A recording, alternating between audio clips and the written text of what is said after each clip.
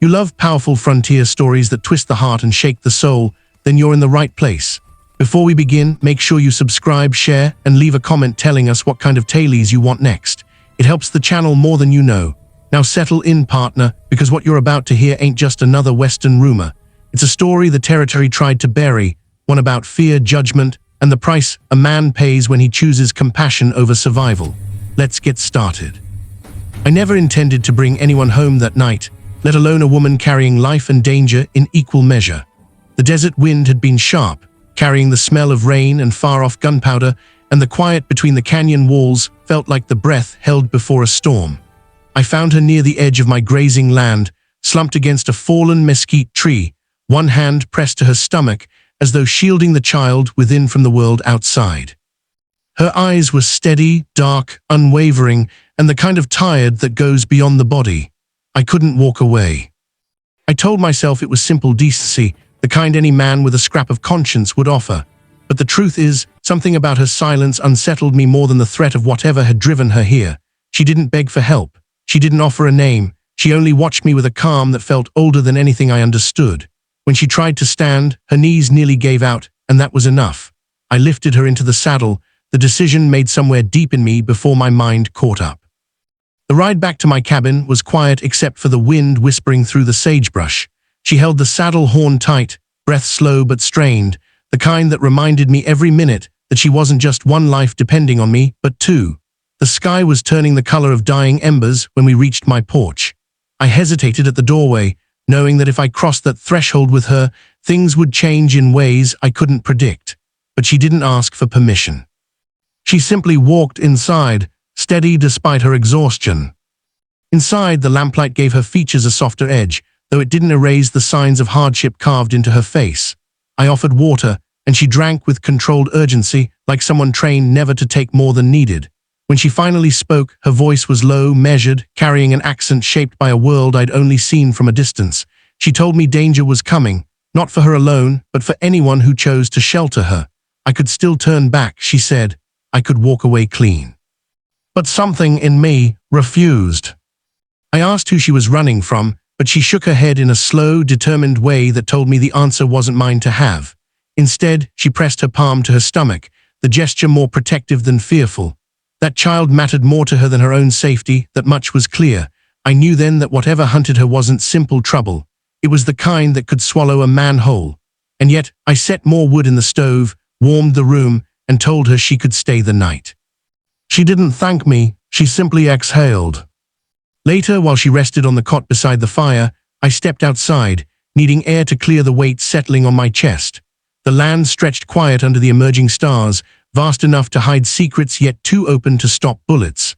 I thought about the laws of the territory, unwritten ones, harsher than anything men put on paper. Folks didn't take kindly to someone stepping outside the lines they drew between themselves and those they didn't understand. And bringing an Apache woman into my home would be seen as crossing a line carved deep. But she wasn't a threat, she was human. When I returned, she was awake, watching the flames as though reading messages in the shifting light. I offered her food, and she accepted, eating slow, deliberate bites. Between mouthfuls, she told me her name, Naylin, and that was all she gave. But names have power, and the way she said it carried a quiet dignity that settled in the room like something sacred. She didn't speak of the father of her child, nor who pursued her across the desert. I didn't push. Some stories need time before they're willing to be told. The night deepened, and the wind outside sharpened to a restless howl. Naylin's breathing changed, a sudden tightness threading through each inhale. She pressed her hands to her belly, her face tightening with a pain she tried to hide. I knelt beside her, unsure whether to help or stay back, but she nodded once, giving silent permission. Her body was fighting harder than it should have, the strain of travel pressing down on her.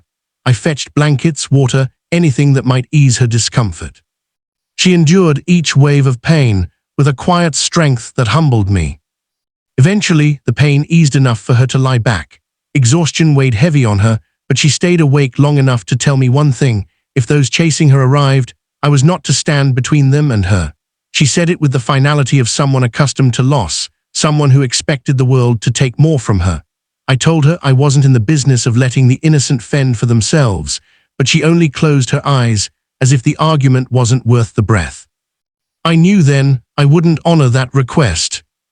Long after she slept, I sat near the fire, listening to the crackle of wood and the quiet rise and fall of her breathing. My cabin had always been a place of solitude, untouched by the chaos of the territory, but now it held something fragile, something that demanded courage I wasn't sure I had. Outside, the coyotes began their distant chorus, and the cold crept under the doorframe. I looked at Naylin, at the life she protected with everything she had left, and realized the truth. The moment I lifted her onto my horse, I'd sealed both our fates. The next mornings came quiet, too quiet for territory known for its temper. I woke early, finding the cabin still dim and the scent of warm ash lingering from last night's fire. Lenya moved slower now, her pregnancy beginning to show its weight, and every time she shifted, I could see the strength it took for her to keep going. She had the kind of resolve that wasn't taught, only carved into someone by a lifetime of surviving things meant to break them.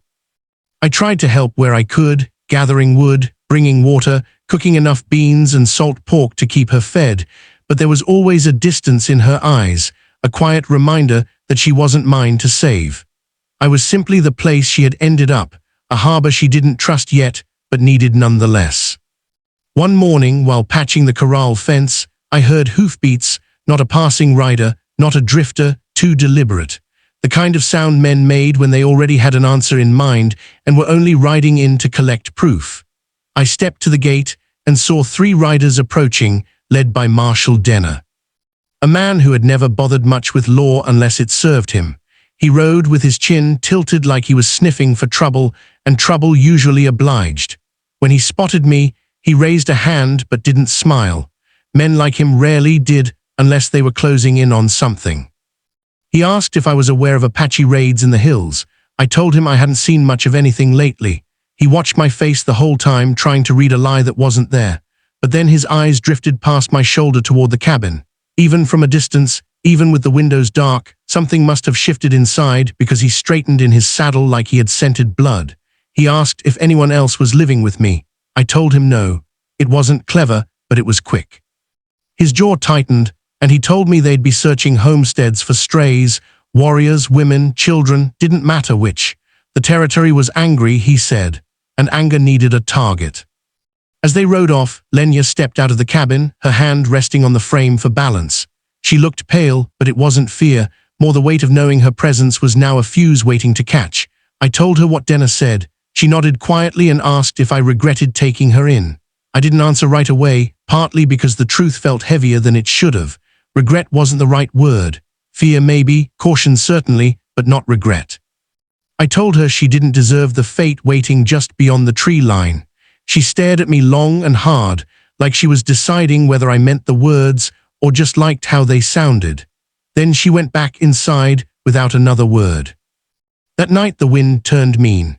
Branches scraped the cabin roof like claws, and the smoke from the chimney dipped low before spilling sideways. Lenya sat by the fire, massaging her wrist where the bindings had been. She spoke of her people for the first time, not with emotion, but with a tired reverence. She said her band believed every child carried not only its mother's blood, but the echoes of the land that witnessed its birth. Her child, she said, would remember the cruelty that drove her from her home and the mercy that sheltered her. I told her mercy was too big a word for what we were doing here. We were just trying to stay alive. She looked at me with something like pity and said survival and mercy were brothers, both required refusing to become what hunted you. We went to sleep with that thought still hanging in the air. By dawn I knew something was wrong.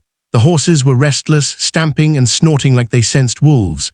When I stepped outside, the sight that met me turned my blood cold, smoke rising from the direction of the hills, thick and black, not a signal fire, a burning camp. Lenya came out behind me, and when she saw the smoke her legs nearly buckled. It wasn't just fear, it was grief without a body yet. She whispered that Denner had found what he was looking for. I saddled the horses, told her we needed to move. She shook her head. Running would damning us both, she said, better to face whatever came. That was the first time I raised my voice at her. I told her staying meant the marshal would kill her on sight and probably me with her. She stared at me, breathing hard, torn between instincts, fight or fade. Finally, she agreed to ride. We set out toward the canyon, a narrow cut where rock walls hid you from most pursuers. The wind was picking up, carrying the smell of burned hides and charred wood. Halfway there, a rifle cracked behind us, the bullet catching a rock near my boot. Denner and 2 men were closing fast. I shouted for Lenya to keep riding. She did, gripping the reins tight, her hair whipping behind her like black fire. I turned and fired twice, not to kill, just to slow them, but that only made Denner angrier. He yelled that I was harboring a fugitive, that I was aiding a murderer. None of it mattered. He'd already made himself judge and executioner. We reached the canyon, but as we rounded a bend, Lenya's horse stumbled. She cried out, clutching her stomach, sliding sideways. I jumped off my horse and caught her just in time. She said the baby was coming, too soon, too fast, brought on by fear and running and loss. I dragged her into the shade of a rock shelf, trying to calm her breathing. But the contractions came sharp, relentless. She gripped my arm hard enough to bruise. Denner's voice echoed down the canyon before he appeared. I told Lenya not to move, not to make a sound. When he finally dismounted and stepped into view, he didn't see her, only me standing between him and the rock wall. He raised his revolver, asked where the woman was. I told him to look toward the burning hills if he wanted answers. He didn't appreciate the sarcasm. He cocked the hammer and told me to move. Then Lenya cried out, one raw, involuntary sound that changed everything. Denner rushed forward, but I blocked him. We struggled, his revolver scraping my ribs as we tumbled into the dust. I managed to knock it loose, sending it skittering across the ground. He swung wild and caught me across the cheek. I staggered, tasted blood, but didn't fall. Behind us, Lenya gasped in pain. Something in me snapped, not rage exactly, but a resolve sharper than any fear. I tackled Denner, and we rolled again, his hand reaching for his knife. I kicked it away, pinned him long enough to breathe one sentence. She's not your enemy. He spat blood and snarled that she was born an enemy. That's when something shifted in me, something final. I didn't kill him, though the moment begged for it. Instead, I slammed his head against the ground just hard enough to put him under. The other 2 men crept forward from the canyon mouth, but stopped when they saw their marshal down and my rifle pointed square at them. I told them to leave, to carry Denner out and never return. Something in my voice must have convinced them. They dragged him away slowly, warily, like men unsure if they were retreating or being granted mercy. Once they disappeared, I ran to Lenya. Her face was pale, her breathing ragged. She told me the child was coming now and that she couldn't make it back to the cabin. I stayed with her, getting her through each wave of pain. Hours passed in that canyon until finally, just as the sun dipped low, her child entered the world, tiny, fragile, but crying, alive. She held the baby close, whispering words in her language, tears streaking her dusty cheeks. But the exhaustion was too much. Her breathing slowed, her eyes fluttered.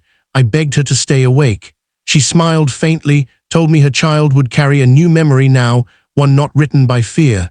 She asked me to protect the baby, to teach it kindness even when the land offered none. Then her hands slipped from mine. I sat there until the stars came out, the baby asleep against my chest, the canyon wind carrying the last echo of her voice. The territory never forgave me for what happened, not for saving her. Not for losing her, not for raising her child as my own, but forgiveness was never the point.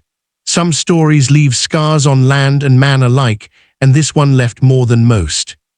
I took a pregnant Apache woman into my house, and the territory never forgave either of us. But looking at her child sleeping against my heart, I knew I'd make the same choice again every time.